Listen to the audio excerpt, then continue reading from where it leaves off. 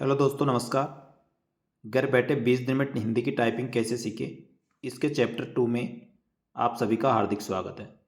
साथियों, हिंदी की टाइपिंग करते समय आपको क्या क्या ध्यान रखना चाहिए।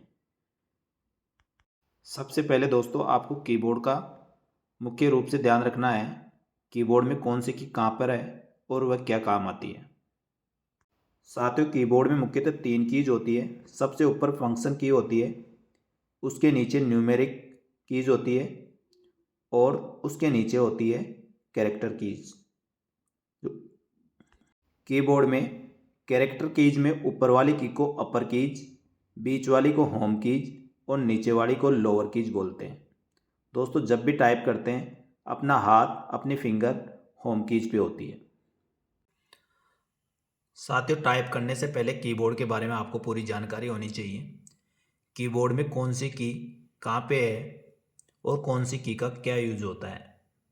दोस्तों, कीबोर्ड में सबसे ऊपर इधर एस्केप की भी होती है। जब भी टाइप करते हैं तो अपना हाथ होम कीज पे होना चाहिए।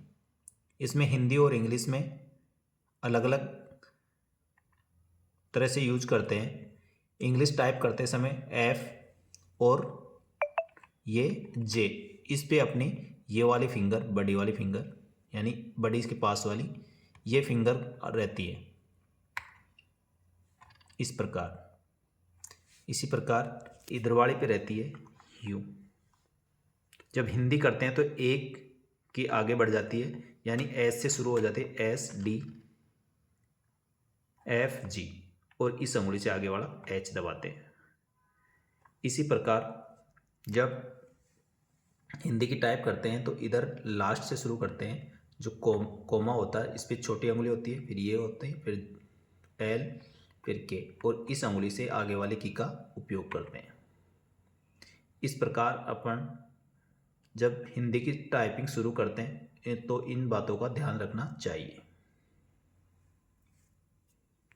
साथियों, अगले वीडियो में आपको बताएंगे A S D F G H J के एल सेमीकोलम और कोमा के नीचे हिंदी के कौन से कैरेक्टर आते हैं, उसके बारे में आपको बताएंगे।